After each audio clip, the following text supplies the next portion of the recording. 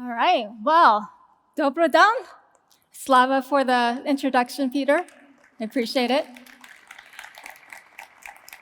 What a beautiful, beautiful city to have this remarkable event. I have had opportunities to come here previously, prior to the pandemic.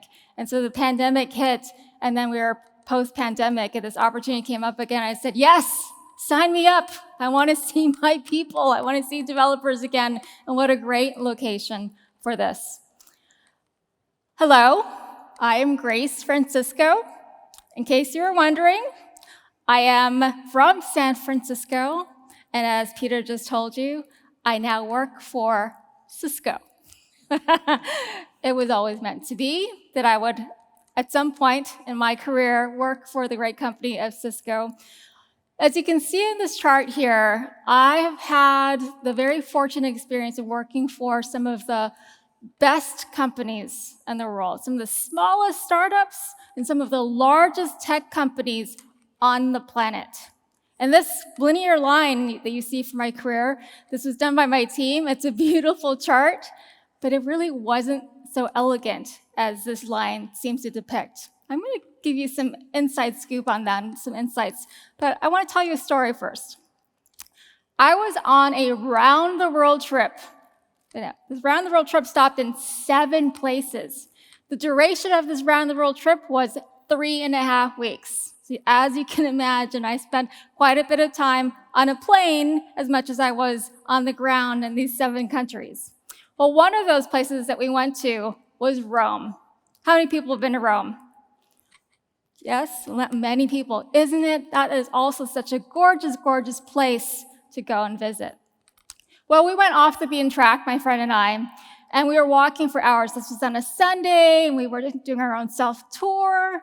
And, there's so much to see, like off the beaten track in Rome. Such beautiful things, the architecture, the buildings, the relics. It's incredible. So we walked and walked and walked for hours. And then it got to about like 11:30, and we were in an area that was really not the tourist zone anymore. We were in an area that I would describe as being more like suburban, very residential. No more shops, no more tourist tchotchkes, nothing. It was just residential. And I thought, oh no, we're in trouble, because I was smaller then than I am now. And when I get hungry, I get really, really hungry. It becomes an instant emergency practically. So we wander a little bit more and finally find this one restaurant in the middle of nowhere. And so here I am about to pass out. My friend's dragging me through the door, and they didn't speak any English because this was literally in a residential area. They weren't used to tourists coming in, and very kindly sat us down immediately, which I was so grateful for because I really was about to pass out. And so, of course, you go to a restaurant, and the first thing that you expect when you go to a restaurant is not only to be seated, but to be given a menu, right? Well, I thought, oh, these guys really get that I'm dying here. So they brought food out right away. And I thought, oh, thank God, we went to just the right place.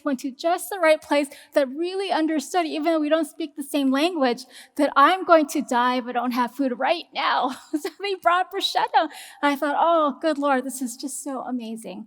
I'm so grateful we found this one place here, and they have given us some food, before giving us the menu. And I thought, great, wow. And then they brought this whole plate of other things. And I thought, oh, goodness, they are so generous. Now we have all these meats and these cheeses that we can snack on, while they come and bring the menu. You know what happened after that? Well, they brought more food and more food and more food. And I thought, oh, okay, the fish, it's meat. That must be it. That's the main meal. Okay, we walked into a set menu. That's okay. I'm okay with that. I was starving, so this is like the best thing. No worries. Except that not only did they bring the meat, they brought another dish. And then they brought dessert, and I thought, oh, thank God, because there's no way I can fit any more food in this little tiny body. I was starving. I really was starving. But, I'm from a Filipino family, and I thought, well, since they've been bringing all this food, it would be so rude for me to not at least take a bite. So I took a bite of the dessert. I'm like, okay, we're done. It's okay.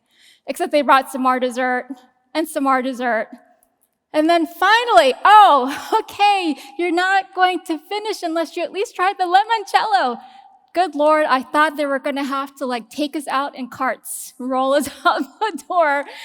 But they did finally actually bring us the bill. And I was really grateful for this. But remember, I walked into this restaurant starving, expecting the typical experience of a restaurant, which is that they will give you a menu and give you some choices. But what happened instead was this remarkable, amazing food adventure. Totally unexpected, but delightful and amazing. So let's apply this story to how we think about our career tracks. Many of us, not all of us, but many of us are taught that you take your career, you go to school, you pick a career track, and then you join a company. Hopefully you pick a great company to join, and you start at junior levels, and you grow up and to the right? You ladder up, you grow in your career this way, right? How many people grew up thinking that? Yeah, some people, not everybody, but many of us grew up this way. Well, the reality is most of us have a meandering career in which, yes, sometimes we have early success and we move up in our careers really quickly. And then for a variety of reasons, maybe we decided we weren't ready for management. We step down, go backwards, quote unquote, in our career. Maybe we go parallel, we go to the side and pick a completely different career track. That's fine too. And beyond this, this other version is many of us actually have gaps in our career, right? Where we, don't continually work and we have a break. And we have this break for a variety of different reasons, some of which can be scary for some people. We don't want to talk about it, right? But I want to talk about these gaps. I want to make sure that actually we normalize the concept that it's just perfectly fine to have a gap between one job and another, because there are many, many reasons why people have gaps in their career, and we shouldn't hide that. We shouldn't be afraid of that. We should accept that as part of the norm in the adventures of our career, just as we have adventures in food and other things. Now, so let's talk about some of those reasons. One of those reasons is about family, whether it's starting a family, taking care of a family member, right? Raising a family. And this is both men and women. Now, I hear a little less with men, but I did have a colleague who told me he spent, a good chunk of time. I think he was at home with his young children at the time, 5, 6, 7 years. And it was really actually interesting to hear his view on the world, because he was the one dad at the park where all the other parents were mothers. They were women. And so for quite some time, he had to cope with the fact that sometimes they thought he was like the scary pedophile at the park, until they realized, oh, he actually has his own kids he's bringing to the park. So these kinds of biases and perspectives can go both ways. But many people leave for family reasons. The pandemic, of course, how could I not talk about the pandemic? The pandemic has hit so many of us in many different ways. There's long haul syndrome, there are other medical conditions, taking care of family members, right? So many of us took a break for this reason. And volunteerism. Sometimes you get that aching call, that call spiritually that says, I want to go do something mission-driven, something that really brings me to do something that has great impact. Outside of the commercial sector, I want to do something that has great meaning in the world, that will fulfill something that I really need to do to help the world. And that is a really wonderful reason to have a gap as well. And then, of course, pre-pandemic, there were lots and lots of reasons, health-wise, either physical or mental health, that people had to take a break. And that should be normalized as well. There's nothing wrong with that. We should just accept that as part of everyday life. We're all human beings. We're not robots going to work, right? So, with all those gaps, presents this opportunity for change.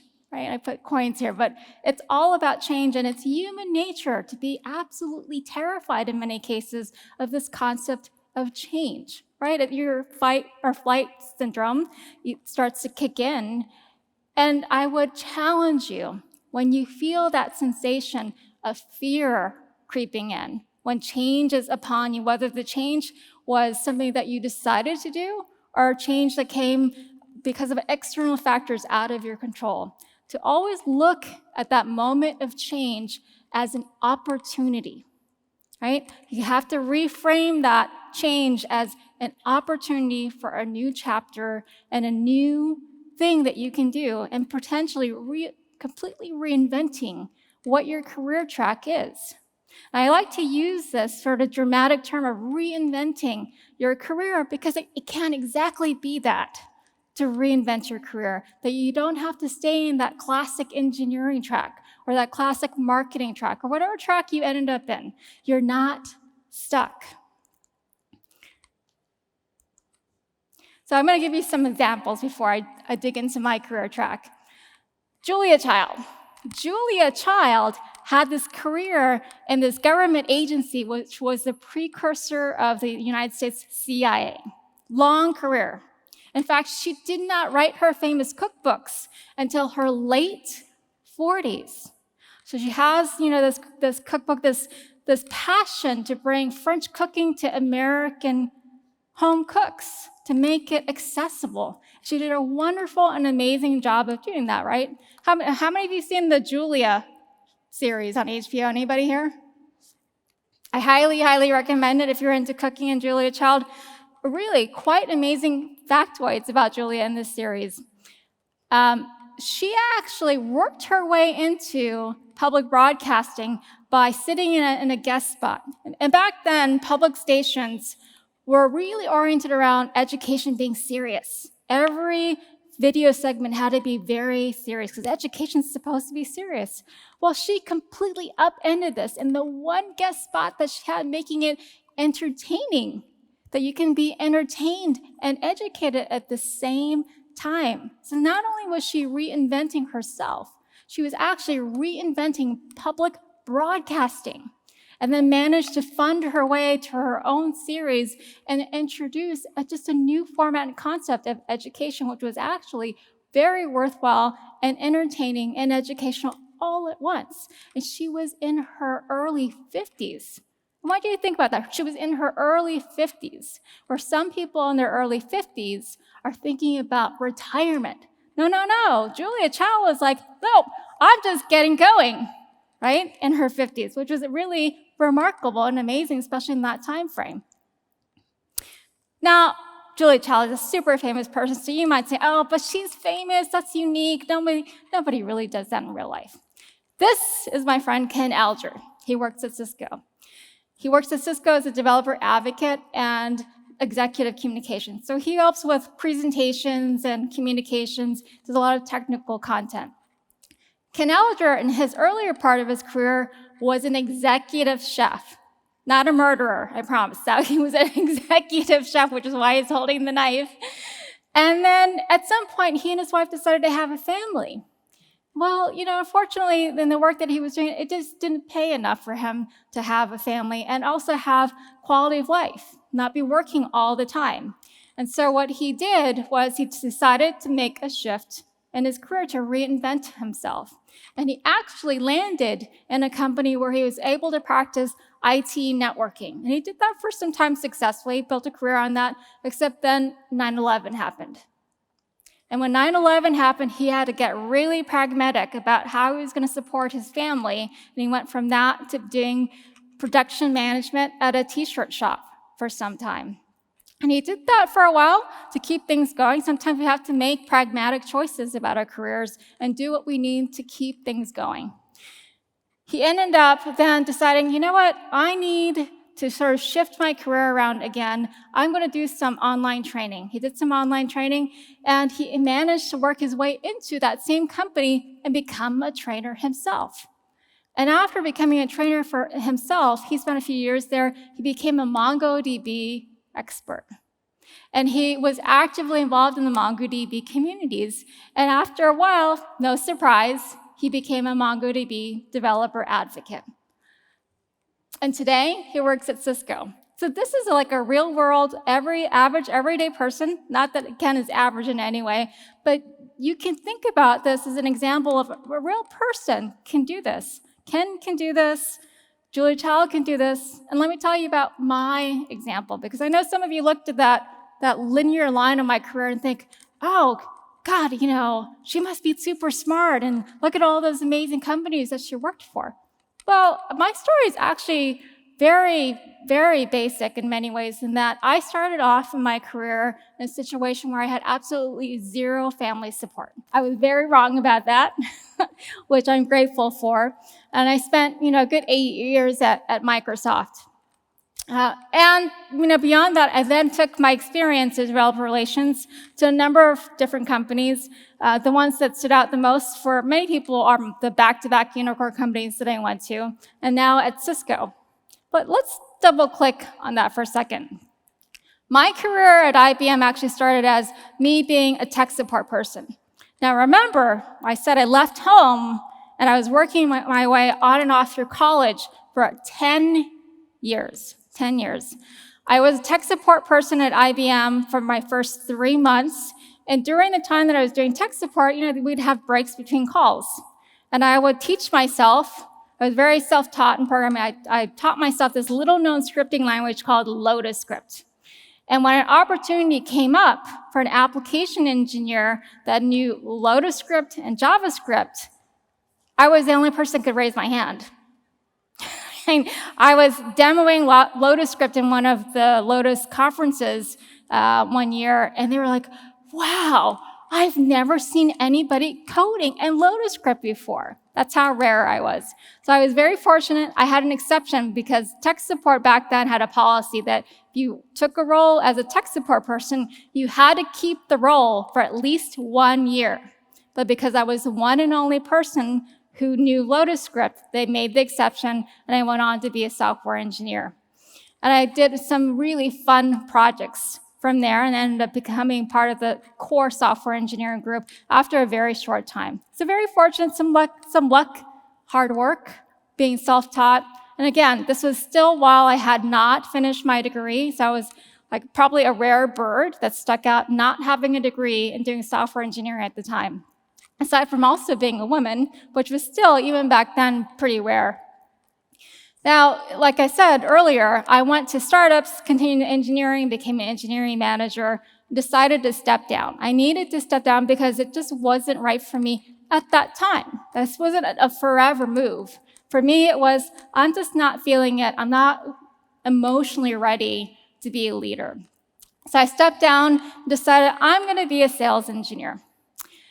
And I have a story for that in a little bit. But going from a hardcore engineer whose head's down, coding at a keyboard, to suddenly being in front of an audience of people is no easy feat. And I'll talk to you about a specific example around that, which makes it kind of hard. And this is why it's so hard for us to think about changing and shifting careers, because you get into your comfort zone, right? And maybe that's the easiest way forward, just staying in your comfort zone. But I challenge you to think about that a little differently. And then you see that dotted line at Microsoft. I had a few different roles, but that dotted line sort of represents the fact that I had gaps in my career. I had gaps in my career because I actually took time off when I was having 2 children, 2 different times in my career at Microsoft. And the first child I took the typical 12 weeks off. I didn't actually quit, but I took 12 weeks off. And I remember thinking, 12 weeks is a long time. I've only ever taken maybe 2 to 3 weeks of vacation. That's a long time. I don't need any more than 12 weeks. Boy, was that a mistake. That was such a mistake. I wish I'd spoken to other working moms before making this decision by myself that 12 weeks was enough. For my first child, this is all very personal, by the way, personal decision. But I decided at that point when I went back to work at 12 weeks, what a ridiculous mistake it was. It was emotionally very difficult to get on a plane to Seattle and leave behind a newborn child. It was hard, I'm just going to tell you. So the second one, I took almost 6 months, paid, unpaid leave. And in both situations, it was actually the first child, it was most strange because I had this experience of people coming to me and saying, so when are you going to quit your job? Remember that story I told you about how I spent 10 years, a decade working, long hours, going through school, and to have so many people saying, when are you going to quit your job? It was just daunting to me. I couldn't comprehend why anybody would ever ask me to quit this work that I'd worked so hard to achieve. Well, so that happened. I'm going to keep going here before I run out of time. I'm going to encourage you to go and explore the opportunities outside of whatever career track that you've been in, because if it's not something that you jump out of bed for joy, that you really love it, you should think about how you can translate those skills into other areas, because there's so much out there. And this is something that I say to my teams and my colleagues and friends all the time. Change is hard, psychologically really hard, but embracing that discomfort of change should remind you that you are learning, that you are actually opening the doors for other opportunities and really learning. Back in my day, learning for me was going to Fry's, getting these thick programming books. You know what? We're very lucky today. We don't have to go to Fry's. There are all these online sites with free training, free sandboxes. In fact, developer.cisco.com has a ton of training around Python and infrastructure as code. In fact, you can even code some of our network hardware that are hosted online. You don't have to buy the hardware to try it out. So I encourage you to check that out. Adopting the agile mindset, highly encourage that. Do retrospectives on your career. What's been working? What's not working? What do you want to do differently? Super important. We do this to our software processes. We should apply this as well to our own career tracks. And there are hurdles to reinvention. I'll be clear about that. Judgment. So that story I was going to tell you about sales engineering, the very first time I had to get up in front of an audience was about 30 people in a government agency in Sacramento. And when I got up, I immediately had this fear of being judged. And I started to shake. My voice was shaking, my body was shaking, everything was shaking. I managed by some miracle to finish my technical presentation and demo. And at the end, what was really remarkable was that people came to me. There was a lineup of people who wanted to thank me for the information that I shared and teaching them something new. And what I learned from that was that, by and large, most people are going to be very empathetic when you are nervous speaking about something or doing something different and making a change. That people, by and large, are going to be super empathetic and supportive. That's what we should all strive to do, is to support others. And of course, when you're taking on something new, making a mistake is inevitable. You should think about that. It's going to be inevitable because it's all part of the learning opportunity that we're all going through. We can't be perfect at everything. And especially for women, we get over-oriented around perfectionism. Leave that behind. You're going to make mistakes as you learn. And being different, we're all, as a culture, society, in many places, we are taught that being different is bad. You got to get rid of that notion. In fact, for my career, being different has really benefited me so much. I am one of very few worldwide global experts around developer relations that's been doing this for 16 plus years.